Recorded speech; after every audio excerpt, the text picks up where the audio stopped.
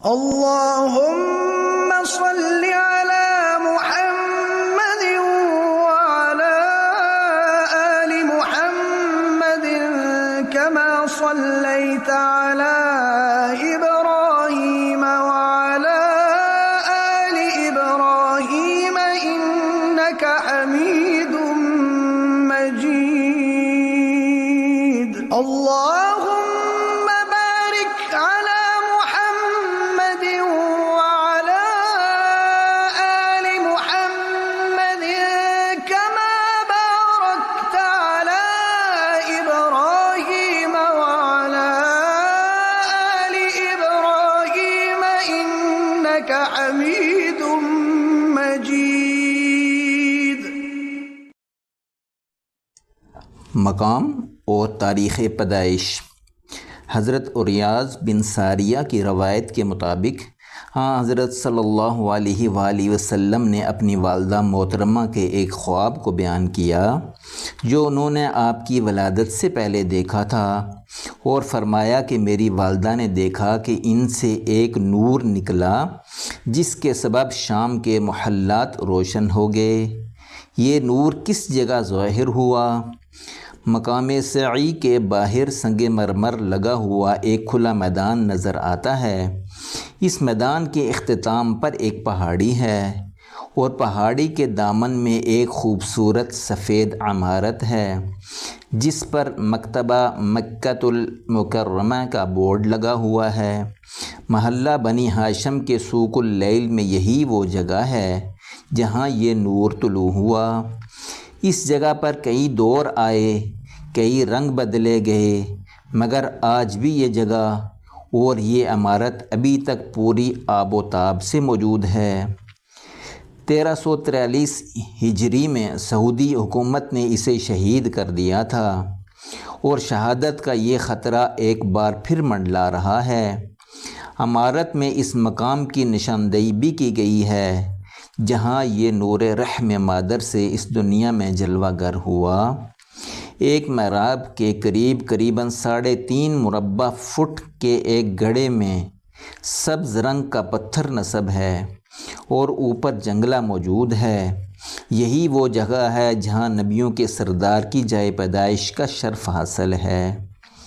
عمارت پر گزرنے والے مختلف ادوار و اذکار کا ذکر کرنے سے پہلے اس کے طول و عرض کا ذکر کر دیا جائے۔ اس کے داخلی دروازے والی دیوار یعنی فرنٹ کی پیمائش 38 فٹ سے کچھ زیادہ، جبکہ عقبی حصہ 39 فٹ اور لمبائی 69 فٹ ہے۔ اس لحاظ سے یہ کوئی بڑی عمارت نہیں، لیکن مقام و مرتبہ کے حوالے سے دنیا کی بڑی بڑی شاندار اور بلند و بالا عمارتیں اس کے سامنے ہیچ ہیں۔ یہ مکان نبی کریم صلی اللہ علیہ وآلہ وسلم کو وراثت میں ملا، جو انہوں نے ہجرت کے دوران اپنے چچا زاد بھائی جناب عقیل بن ابو طالب کو ہبہ کر دیا۔ ان کی اولاد سے حجاج بن یوسف کے بھائی محمد بن یوسف نے خرید لیا، اور 1 لاکھ دینار دے کر اپنے مکان کے ساتھ شامل کر لیا۔ اس وقت اسے سفید عمارت کا نام ملا تھا۔ یہ آج بھی سفید ہی ہے۔ خلیفہ ہارون الرشید کی والدہ مکہ آئیں تو انہوں نے مولد مبارک کو پھر اس مکان سے علیحدہ کر دیا اور اس پر مسجد تعمیر کر دی۔ بعد میں ہارون الرشید کی اہلیہ زبیدہ نے مسجد کی تجدید کی۔ مسجد کی تعمیر سے قبل یہاں کے رہائشیوں کا کہنا تھا کہ اس جگہ ہمیں کسی مشکل کا سامنا نہیں ہوا، مگر یہاں سے نکلتے ہی ہم مشکلات میں گر گئے۔ خلفاء، بادشاہ اور حکمران اس کی تعمیر کرتے رہے۔ 576 ہجری میں خلیفہ ناصر عباسی، 666 ہجری میں یمن کے بادشاہ مظفر، 740 ہجری میں اس کے پوتے مجاہد، 758 ہجری میں مصر کے امیر شیخون، مصر ہی کے المضاحکی نے 766 ہجری اور شاہ الظاہر نے 801 ہجری میں اس کی تعمیر نو کی۔ سلطان سلمان خان نے 935 ہجری اور 963 ہجری میں اس کے گنبد کو نئے سرے سے بنوایا اور سونے کا ایک قندیل آویزاں کیا۔ سلطان مراد کے بیٹے سلطان محمد خان نے 1009 ہجری میں اثر نو تعمیر کے علاوہ اس پر ایک بڑا گنبد اور مینار بنوایا۔ ایک مسجد بھی بنائی گئی اور اس کے لیے سالانہ آمدنی وقف کر دی گئی۔ سلطان محمود خان نے 1232 ہجری میں محمد علی پاشا کو حکم دیا کہ اس کو پھر سے تعمیر کرایا جائے۔ بعد میں یہ کام سلطان عبد المجید خان نے بھی کیا۔ 1343 ہجری میں انہدام کے بعد 1370 ہجری میں مقامات مقدسہ کے محافظ شیخ عباس بن یوسف القطان نے شاہ عبد العزیز کی اجازت سے اس کی تعمیر شروع کرائی اور پبلک لائبریری کا درجہ دے دیا، تاہم ان کے انتقال کے باعث ان کے بیٹے نے اسے مکمل کرایا۔ بعد میں شیخ کامل بن ماجد الکروی نے اپنے مکتبہ ماجدیہ کو مولد مبارک میں منتقل کر دیا، جبکہ لائبریری سمیت یہ 3 سال سے بند ہے۔ حرم کی توسیع کے ضمن میں اب پھر اس کی شہادت کا خطرہ ہے۔ اب اس پر کوئی گنبد یا مینار نہیں، بلکہ اس کی صورت ایک مکان کی سی ہے۔ ابن جبیر اپنے سفر نامے میں لکھتے ہیں کہ مولد مبارک کو ربیع الاول اور پیر کے دن عام لوگوں کی زیارت کے لیے کھول دیا جاتا ہے۔ لوگ اس میں داخل ہو کر برکت حاصل کرتے ہیں۔ امام قطب الدین الحنفی کے مطابق حضور صلی اللہ علیہ وآلہ وسلم کے مولد مبارک پر دعائیں قبول ہوتی ہیں۔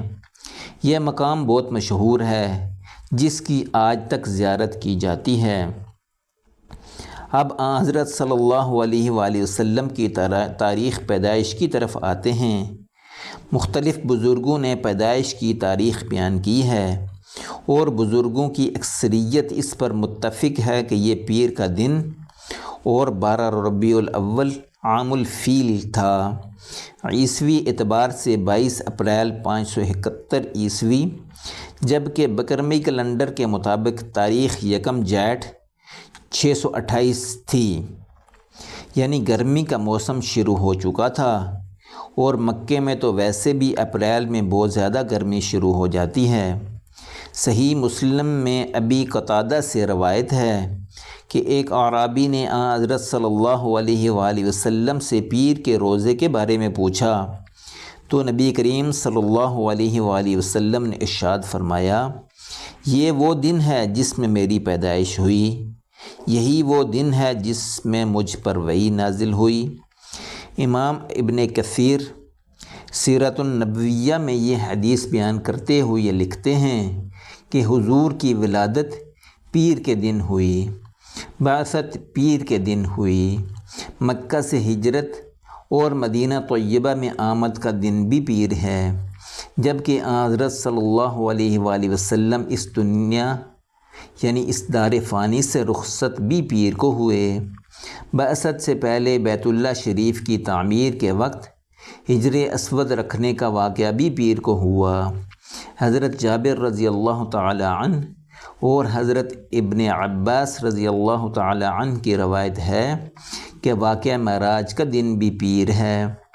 یہ دونوں بزرگ تاریخ پیدائش دوشنبہ پیر 12 ربیع الاول ہی بتاتے ہیں۔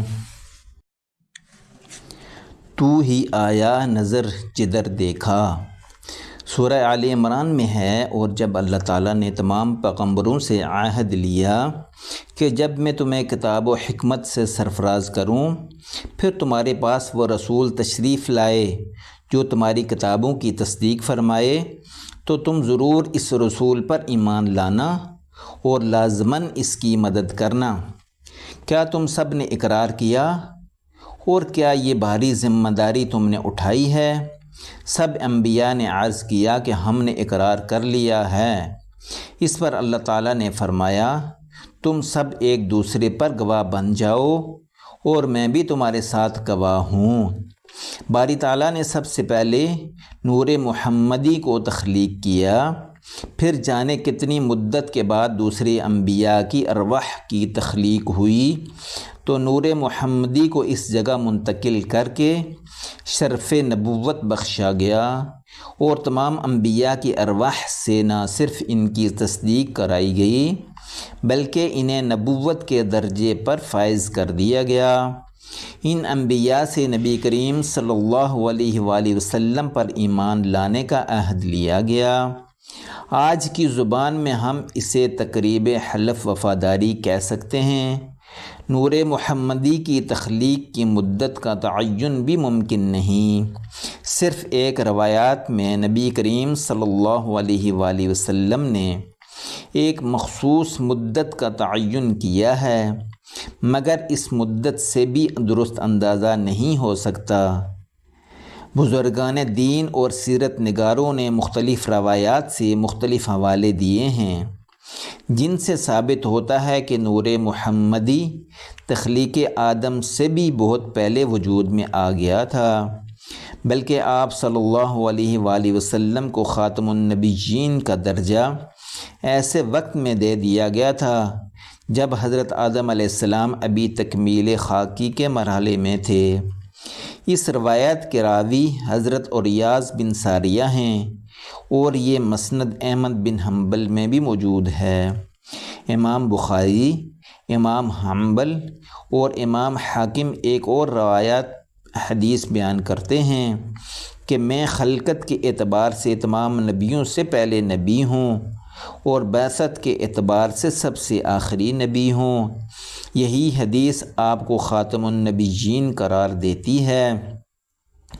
حضرت ابو ہریرہ کی بیان کردہ ایک حدیث سے نور محمدی کی تخلیق کی طویل ترین مدت کا بخوبی اندازہ ہو جاتا ہے۔ اس حدیث میں جبریل علیہ السلام نے فرمایا، اپنی عمر کے بارے میں مجھے ٹھیک طور پر معلوم نہیں، لیکن اتنا معلوم ہے کہ تخلیق کائنات سے قبل باری تعالیٰ کے حجابات عظمت میں سے چوتھے پردہ عظمت میں سے ایک ستارہ روشن ہوا کرتا تھا۔ وہ ستارہ 70,000 برس کے بعد ایک بار طلوع ہوتا، اور میں نے اس چمکدار ستارے کو اپنی زندگی میں 72,000 بار دیکھا ہے۔ حضرت صلی اللہ علیہ وآلہ وسلم نے تبسم فرمانے لگے کہ جبریل، مجھے اپنے رب ذوالجلال کی عزت کی قسم وہ ستارہ میں ہی ہوں۔ امام عبدالرزاق نے حضرت جابر بن عبداللہ انصاری رضی اللہ تعالی عنہ کی روایت سے حدیث بیان کی ہے کہ نبی رحمت سے عرض کیا گیا، یا رسول اللہ صلی اللہ علیہ وآلہ وسلم، میرے ماں باپ آپ پر قربان، مجھے بتائیے کہ اللہ تعالیٰ نے سب چیزوں سے پہلے کون سی چیز پیدا کی ہے؟ آپ صلی اللہ علیہ وآلہ وسلم نے ارشاد فرمایا ہے، جابر، اللہ تعالیٰ نے سب سے پہلے اپنے نور کے فیض سے تیرے نبی کا نور پیدا کیا، پھر اللہ تعالیٰ کی قدرت سے اور اللہ تعالیٰ کو جہاں بھی منظور ہوا وہ نور سیر کرتا رہا۔ اس وقت لوح قلم، بہشت، دوزخ، فرشتے، آسمان، زمین، چاند، سورج، جن و انس کچھ بھی نہیں تھا۔ پھر اللہ تعالیٰ نے مخلوق کو پیدا کرنے کا ارادہ کیا تو میرے نور کے 4 حصے کر دیے۔ ایک حصے سے قلم، دوسرے سے لوح اور تیسرے سے فرش پیدا کیا۔ چوتھے حصے کے مزید 4 حصے کیے، ان میں سے ایک سے حاملان عرش، دوسرے سے کرسی اور تیسرے سے باقی فرشتے پیدا کیے۔ اس کے چوتھے حصے کے مزید 4 حصے کر کے ان سے زمین و آسمان اور جنت دوزخ بنائے۔ اس حدیث سے ثابت ہوتا ہے کہ کائنات میں جو کچھ بھی ہے نور محمدی صلی اللہ علیہ وآلہ وسلم کا اعجاز ہے، اور باری تعالیٰ کی ہر تخلیق میں نور محمدی موجود ہے، اور ساری تقسیم اسی ایک نور کا فیض ہے۔ حدیث پاک میں جن حاملان عرش کا ذکر ہے، بزرگان دین کے مطابق ان کی تعداد 8 ہے۔ اس وقت ان میں سے 4 ملائکہ نے عرش اٹھا رکھا ہے، مگر قیامت کے دن یہ 8 کے 8 حاضر ہوں گے۔ ترمذی کے مطابق حضرت ابو ہریرہ فرماتے ہیں کہ صحابہ کرام نے حضرت صلی اللہ علیہ وسلم سے عرض کی کہ یا رسول اللہ صلی اللہ علیہ وآلہ وسلم، آپ کے لیے نبوت کس وقت واجب اور ثابت کر دی گئی تھی؟ جس پر حضرت صلی اللہ علیہ وآلہ وسلم نے جواب دیا کہ اس وقت جب کہ آدم ابھی روح اور جسم کے درمیان تھے، یعنی ان کی تخلیق بھی نہیں ہوئی تھی۔ حضرت آدم کے روح اور جسم میں ہونے کے مرحلے پر حدیث کی حضرت ابن عباس بھی روایت کرتے ہیں۔ ابن ابی الجدع سے بھی ایسی ہی روایت ہے۔ حضرت علی کی روایت کے مطابق حضرت صلی اللہ علیہ وآلہ وسلم نے ارشاد فرمایا کہ میں حضرت آدم کی تخلیق سے 14,000 برس پہلے نور کی صورت میں اپنے رب کی بارگاہ میں موجود تھا۔ بہت سی روایات بتاتی ہیں کہ حضرت آدم کی تخلیق کے بعد جب انہوں نے جنت اور عرش الہی کے دیدار کے لیے نگاہ اٹھائی تو انہیں وہاں اسم محمد لکھا ہوا نظر آیا۔ حضرت میسرہ حدیث بیان کرتے ہیں کہ میں نے بارگاہ نبوت میں عرض کی کہ حضور، آپ صلی اللہ علیہ وسلم کو شرف نبوت کب حاصل ہوا تھا؟ اس گزارش پر نبی کریم صلی اللہ علیہ وآلہ وسلم نے ارشاد فرمایا، اللہ تعالیٰ نے زمین کو پیدا کیا، آسمانوں کی تخلیق کا ارادہ کیا اور ان کے 7 طبقات بنائے۔ ان سے پہلے عرش کو بنایا، اس کے پائے پر محمد الرسول اللہ صلی اللہ علیہ وآلہ وسلم خاتم الانبیاء لکھا۔ جنت کو پیدا کیا، حضرت آدم اور اماں حوا کو پیدا کرنے کا قصد کیا۔ میرا نام جنت کے دروازوں پر ہی نہیں، اس کے درختوں کے پتوں اور اہل جنت کے خیموں پر لکھا۔ اس وقت تک حضرت آدم کے جسم اور روح میں باہمی تعلق قائم نہیں ہوا تھا۔ جب حضرت آدم کے جسم میں روح کو داخل کر کے انہیں زندگی عطا کی تو انہوں نے نگاہ اٹھائی اور عرش کی جانب دیکھا تو وہاں میرا نام لکھا ہوا تھا، جس پر باری تعالیٰ نے انہیں آگاہ کیا کہ یہ تمہاری اولاد کے سردار ہیں۔ جب شیطان نے انہیں دھوکہ دیا اور بارگاہ الہی میں توبہ کی تو انہوں نے میرے نام سے ہی شفاعت طلب کی۔ ایک حدیث پاک میں ہے کہ باری تعالیٰ نے حضرت آدم علیہ السلام کو ابو محمد کی کنیت کے ساتھ مخاطب کیا۔ حضرت آدم علیہ السلام نے بارگاہ الہی میں عرض کی کہ میری یہ کنیت کس طرح سے ہے؟ تو اللہ تعالیٰ نے انہیں سر اوپر اٹھانے کا حکم دیا۔ انہوں نے سر اٹھایا تو دیکھتے ہی ہیں کہ عرش نور پر نور محمدی موجود تھا۔ حضرت آدم نے پوچھا کہ یہ کس کا نور ہے؟ باری تعالیٰ نے جواب دیا، یہ محمد کا نور ہے اور یہ تیری اولاد میں سے ہوں گے۔ آسمانوں پر ان کا نام احمد اور زمین پر محمد ہے۔ اگر میں اسے پیدا نہ کرتا تو نہ تم پیدا کیے جاتے اور نہ زمین و آسمان بنائے جاتے۔ حضرت عمر کی روایت ہے کہ حضرت آدم علیہ السلام نے محمد الرسول اللہ صلی اللہ علیہ وآلہ وسلم کے واسطے سے توبہ طلب کی، جس پر باری تعالیٰ نے فرمایا کہ تم نے محمد کو کیسے پہچانا؟ ابھی تو انہیں دنیا میں پیدا بھی نہیں کیا گیا۔ حضرت آدم علیہ السلام نے کہا کہ باری تعالیٰ میرے اندر روح پھونکی گئی اور میں نے سر اٹھایا تو عرش کے پایوں پر لا الہ الا اللہ محمد الرسول اللہ لکھا ہوا تھا، جس سے مجھے معلوم ہو گیا کہ یہ نام آپ کے نزدیک ساری مخلوق سے زیادہ عزیز اور پیارا ہوگا۔ حق تعالیٰ نے اس کا اثبات میں جواب دیتے ہوئے ان کی توبہ قبول کی اور فرمایا کہ اگر محمد نہ ہوتے تو میں تمہیں پیدا بھی نہ کرتا۔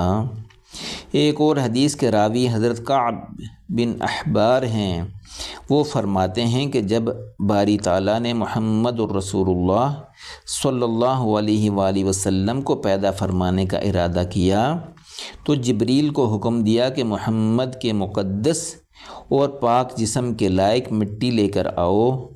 چنانچہ وہ اس جگہ سے سفید مٹی کی ایک مٹھی لے آئے جس جگہ روضہ اطہر ہے۔ جب یہ مٹی باری تعالیٰ کے حضور پیش کی گئی تو اسے تسنیم کے پانی سے گوندنے کے بعد جنت کی نہروں سے دھویا گیا۔ اس کے بعد اسے عرش، کرسی، زمین و آسمان، لوح و قلم غرض ہر جگہ پھرایا گیا تاکہ ہر شے پہچان لے کہ حضور کا شرف کیا ہے۔ حضرت آدم کی تخلیق کے بعد ان کی پشت کو نور محمدی سے نوازا گیا، اس طرح کی کہ اس کی جھلک حضرت آدم کی پیشانی سے عیاں تھی۔ انہیں بتایا گیا کہ یہ تیری نسل میں پیدا ہونے والے نبیوں اور رسولوں کے سردار ہیں۔ پھر حضرت شیط اماں ہوا کے بطن میں منتقل ہوئے تو وہ نور بھی ان کے ساتھ ہی گیا۔ اماں ہوا ہر بار جڑواں بچوں کو جنم دیتی تھیں، لیکن شیط تنہا پیدا ہوئے۔ اس کی وجہ نبی کریم صلی اللہ علیہ وسلم کا جد امجد ہونے کی بنا پر انہیں سب بھائیوں میں ممتاز مقام عطا کرنا تھا۔ پھر نور محمدی ایک کے بعد دوسری پاک پشت اور پاک رحم میں منتقل ہوتا رہا۔ آخر وہ گھڑی آن پہنچی جب یہ نور آخری رحم میں منتقل ہوا، یعنی سیدہ آمنہ اس کی امین ٹھہریں۔ اب اس نور کو کسی اور رحم میں منتقل نہیں ہونا تھا۔ سیدہ آمنہ جب شادی کے بعد یثرب سے مکہ تشریف لے آئیں تو اپنے شوہر حضرت عبداللہ کے ساتھ بہت کم وقت گزار سکیں، لیکن جتنا وقت بھی گزارا اس میں یہ نور آپ کی جانب منتقل ہو چکا تھا۔ سیدہ آمنہ کو کافی عرصہ تک اس کا احساس ہی نہ ہو سکا اور وہ شوہر کی دائمی جدائی کی وجہ سے سوگوار پڑی رہیں۔ ابن ہشام نے ابن اسحاق کے حوالے سے لکھا ہے کہ حضرت آمنہ فرماتی ہیں، سونے اور جاگنے کی کیفیت کے دوران کوئی آنے والا آیا، یعنی فرشتہ۔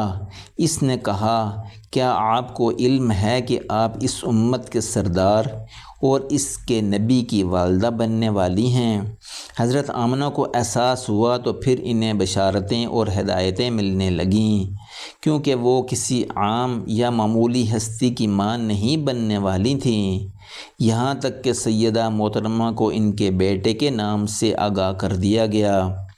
انہیں یہ آگاہی ان الفاظ میں کی گئی، اس کا نام محمد رکھنا۔